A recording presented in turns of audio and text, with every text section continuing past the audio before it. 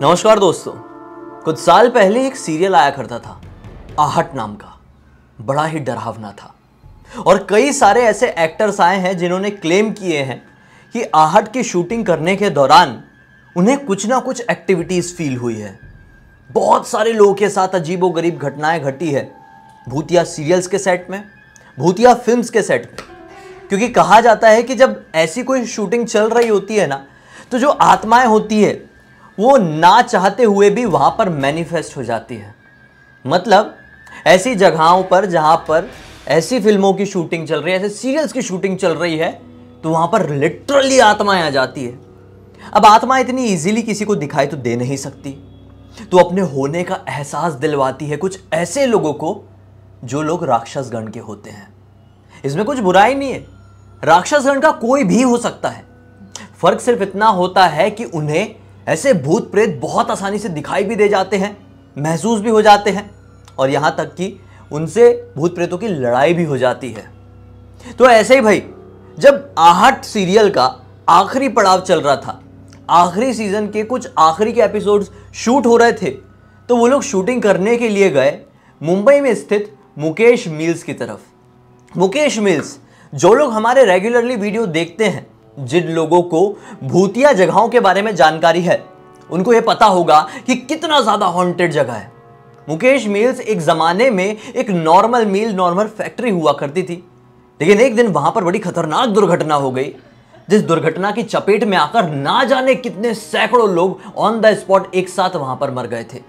कहा जाता है कि उसके बाद से उन सभी की सभी आत्मा वहां पर कैद हो गई, ट्रैप हो गई, वहां से कभी निकली नहीं। उन आत्माओं की वजह से वो पूरा का पूरा मील हॉन्टेड हो गया और फिर वापस से कभी ठीक तरीके से रिज्यूम नहीं हो पाया। आज वो खंडर है। इस वजह से वहां पर बहुत सारे प्रोडक्शन हाउसेस की नजर पड़ती है, वो लोग शूटिंग करने के लिए पहुंच जाते हैं। तो भाई ऐसे ही आहट वाले शूटिंग करने के लिए वहां पर पहुंचे और उनके साथ एक विचित्र सी भूतिया घटना घटी। क्या घटना घटी, आइए जिया की जुबानी जानते फुल डिटेल में। जैसा कि तुमने बताया कि ऐसी चीज़ें जब शूट होती है तो भूतिया एक्टिविटी हो जाती है और भूत प्रेत अट्रैक्ट होते हैं। तो ऐसा ही होने वाला था अनिकेत नाम के लड़के के साथ, जिसको बिल्कुल भी कुछ भी आइडिया नहीं था कि मैं वैसी जगह पे पहुंचूंगा और मेरे साथ इतनी ज़्यादा खौफनाक घटना घट जाएगी। सबसे पहले हम लोग को अनिकेत के बारे में जानना चाहिए। जो अनिकेत है वो एक नॉर्मल सा छोटा मोटा फिल्म में काम करने वाला नॉर्मल सा लड़का, जैसा कि मतलब एडी का काम होता है। जैसे डायरेक्टर बनने से पहले जो लोग रहते हैं, लड़के या लड़की, सबसे पहले मतलब असिस्टेंट डायरेक्टर वाला काम करते हैं, एडी का काम करते हैं। तो जो अपना अनिकेत था, उसने एक दो डेली शो में एडी का काम किया था, लेकिन वो जो डेली शो उसने किया था वो बहुत ही कम टाइम के लिए थे और वो जल्दी ही बंद हो जाते हैं। एक फ्लॉप होने की वजह से बंद होता है और एक जो था उसमें कुछ तो प्रॉब्लम होती है जिसकी वजह से वो भी बंद हो जाता है। अब बेचारा ये अपने घर पे बैठ गया था। इसके पास ज़्यादा कुछ काम था ही नहीं, ना ही इसके पास कोई शूटिंग आ रही है जिसमें वो एडी का काम करे, ना ही कोई सीरियल में, ना ही कोई फिल्म में। तो उस टाइम पे इजी कम हुआ करता था कि फिल्म में एडी का काम करने का थोड़ी ज़्यादा पहचान होती थी। तो फिर ये और भी सीरियल्स में ट्राई करने लगता है, अपना जो भी है चीज़ें अपना भेजने लगता है कि मुझे काम चाहिए। बहुत सारे लोगों से बात करता है जिनके साथ काम किया था। उनमें से ही एक जो डायरेक्टर थे, उनसे उसकी अच्छी खासी दोस्ती हो गई थी। वो डायरेक्टर बताते हैं कि मेरे पहचान में एक डायरेक्टर है जो कि आहट की शूटिंग करते हैं, जो आहट सीरियल आता है उसकी शूटिंग करते हैं। तो मैं तुम्हें उनका एड्रेस देता हूँ, वहाँ पर जाओ, उनसे मिलो, तो शायद तुम्हें वो एडी का काम दे देंगे। ऐसा ही होता है। अनिकेत एड्रेस लेता है अपने जो फ्रेंड डायरेक्टर थे उनसे, और वो आहट वाले डायरेक्टर से मिलने चला जाता है। उनसे मिलने जाता है, एक उनके घर के पास ही छोटा सा ऑफिस था, वहाँ पे मिलने जाता है, वहाँ पे मिलता है, उनसे बातचीत होती है। वो बोलते हैं कि ठीक है, मैं मतलब तुम्हें एडी का काम दे रहा हूँ, अभी कुछ टाइम में ही, यानी कि कुछ दिनों के अंदर ही आहट की शूटिंग चालू होने वाली है, तो वहाँ पर सेट पे तुम चलना और अच्छे से काम संभालना। अगर तुमने सब कुछ अच्छे से संभाल लिया तो और भी शूट्स होंगे साथ में, तो मैं तुमको अपने साथ रख सकता हूँ। ऐसा होता है, बहुत सारे डायरेक्टर होते हैं जो अपना एक एडी फिक्स कर लेते हैं कि हमको इनके साथ ही काम करना है। कोई भी प्रोडक्शन हो हम उनसे बात कर लेंगे, और कोई भी शो कर रहे हैं तो हम इनको अपने साथ रख लेंगे, ऐसा वाला होता है। और अनिकेत अच्छा नेचर का लड़का था, अच्छे से बातचीत करना सब कुछ उसको आता था, तो वो डायरेक्टर की बात समझ समझता है और उसके बाद उनके कांटेक्ट में रहने लगता है। और फाइनली वो दिन आ जाता है जब आहट की शूटिंग चालू हो जाती है। जो आहट की शूटिंग चालू हुई थी ना, थोड़े बहुत सीन और थोड़ी बहुत चीज़ें मलाड के मठ वाले एरिया में शूटिंग चालू हुई थी, वहाँ पे हुई थी। उसके बाद 1-2 दिन वहाँ पे शूट हो जाता है। उसके बाद अचानक से इसको क्या झटका मिलता है कि जो बाकी की शूटिंग है वो मुकेश मिल में होने वाली है। और मुकेश मिल के बारे में इसको बहुत अच्छे से पता था। अब था तो इंडस्ट्री का लड़का ही, उसने बहुत सारे सीरियल्स, बहुत सारे उसने फिल्मों के बारे में सुना था कि वहाँ पर जो शूट करते हैं उनके साथ कुछ ना कुछ भूतिया घटनाएं घट जाती हैं। तो इसको अब अंदर अंदर लगने लगा था डर। ये अपने डायरेक्टर सर से बोलता भी है कि सर हम मुकेश मिल में शूट कर रहे हैं, वहाँ पे तो बहुत भूतिया एक्टिविटी होती है। मैंने सुना हो कि वहाँ पर कोई भी शूटिंग करने जाता है तो एक्सपीरियंस करके ही आता है, उसके साथ कुछ ना कुछ बुरी हरकत हो ही जाती है। तो डायरेक्टर सर बोलते हैं कि इतना तुम मत सोचो, हमने एक बार और सोचे थे मुकेश मिल में करने के लिए, लेकिन हम कर नहीं पाए हैं। तो इस बार हमको मौका मिल रहा है और वो सुना है कि बहुत अच्छी जगह है, एकदम शांत जगह है, तो वहाँ पर तो करेंगे ही, बहुत मज़ा आएगा। ये बोलता है लेकिन सर वो तो भूतिया है ना। सर बोलते हैं भूतिया होते कुछ नहीं होता, भूतिया चीज़ें हम बनाते हैं। आहट से बड़ा भूतिया कुछ हो सकता है क्या? हम बनाते हैं आहट और कितना लोग डरते हैं वो सीरियल अपना देख के। तो मजाक में सर उड़ा देते हैं सारी चीज़ें, सारी बातें। लेकिन अनिकेत कोई भी चीज़ मजाक में नहीं ले रहा था, उसे अंदर से बहुत ज़्यादा डर लग रहा था, लेकिन कर भी क्या सकता है।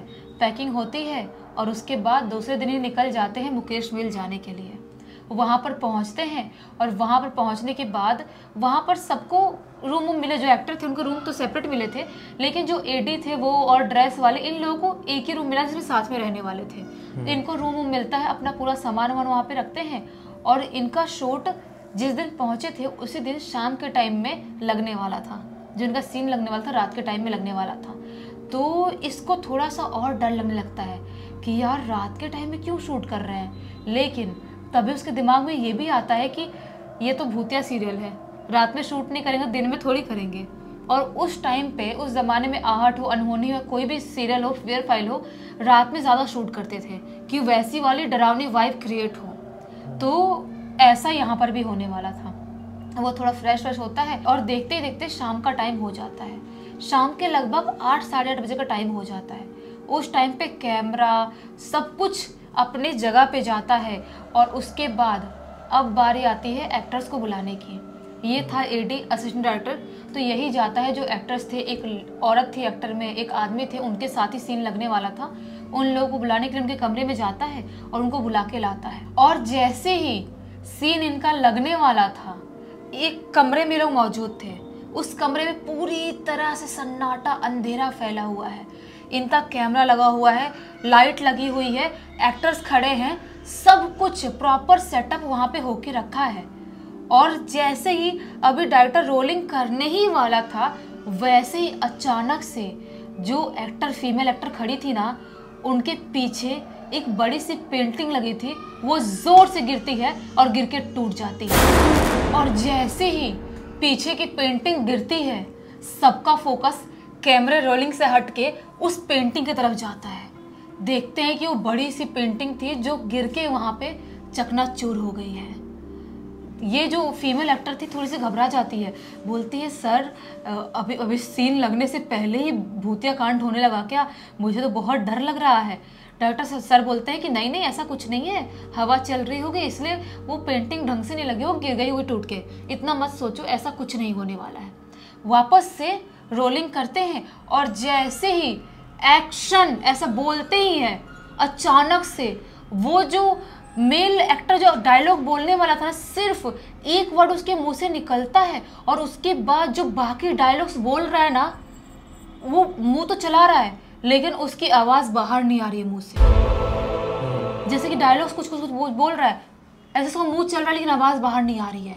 और जोर से अपना गला दबा रहा है, आवाज़ निकालने की कोशिश कर रहा है लेकिन आवाज़ नहीं निकाल पा रहे। तभी अचानक से उसके नाक से जोर जोर से खून बहना चालू हो जाता है। बहुत ही स्पीड में एकदम उसके नाक से खून बहने लगता है और चीखने की कोशिश करता है, चीखने की, निकालने की आवाज़ निकल क्यों रही है, कोई सुन क्यों नहीं पा रहा है। तभी अचानक से उसके गले में ऐसा खांसी जैसा आता है और खांसता है तो उसके मुंह से भी लिटरली खून निकलता है। और जैसे ही ये मंजर डायरेक्टर सर, ये अपना जो अनिकेत एडी है, ये sport boy, light man, actors, जितने लोग थे, जितने लोग देखते हैं, सबकी सिट्टी पिट्टी गोल हो जाती है।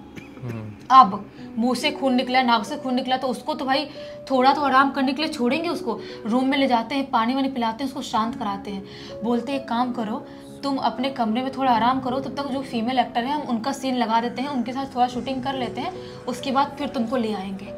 ऐसा ही होता है। जो फीमेल एक्टर थी उनका सीन लगता है और वो डायलॉग्स बोलती भी है, और उनका पूरा जो एक पेज का डायलॉग था उनका वहाँ पर ख़त्म हो जाता है। वापस से चेक करने के लिए डायरेक्टर वो कैमरा निकालता है, प्ले करता है कि चेक करते हैं कि आवाज़ ढंग से आई है कि नहीं, सब कुछ ढंग से हुआ है कि नहीं, तो क्या पाते हैं, वो बोल तो रही है, एक्टिंग भी कर रही है, लेकिन आवाज़ ही रिकॉर्ड नहीं हुआ है। वापस से फीमेल एक्टर को वापस सीन लगाना पड़ता है, वापस से रोलिंग होती है, एक्शन होता है, और जैसे ही वो सीन अपने डायलॉग से स्टार्ट करती है, वैसे ही जोर से उसके गाल पे, फीमेल एक्टर गाल पे चमाटा पड़ता है और वहीं पे धड़ाम से गिर जाती है। ये सबके लिए बहुत ज़्यादा शॉकिंग था।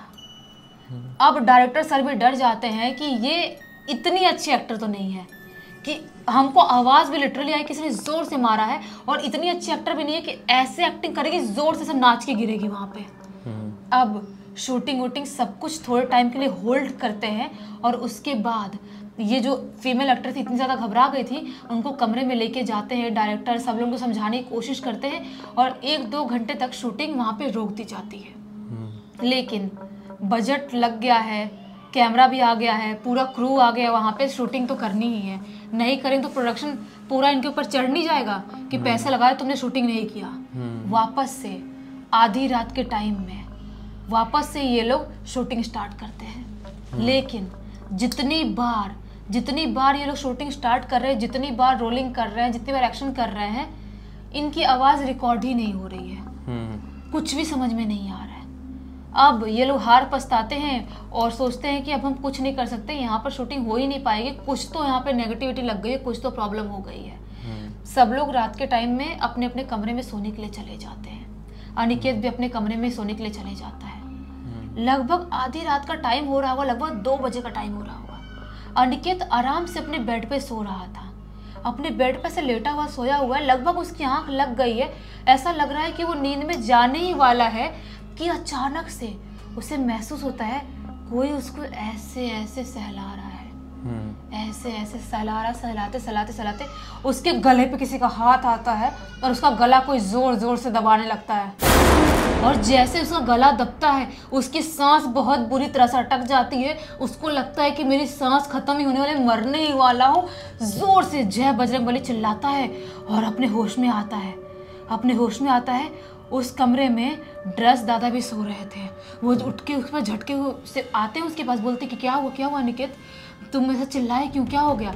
वो ड्रेस दादा को सारी चीज़ बता देता है। ड्रेस दादा बोलते हैं कि मुझे तो पता ही था, उससे उम्र में ज़्यादा थे, अंकल जैसे थे उसके।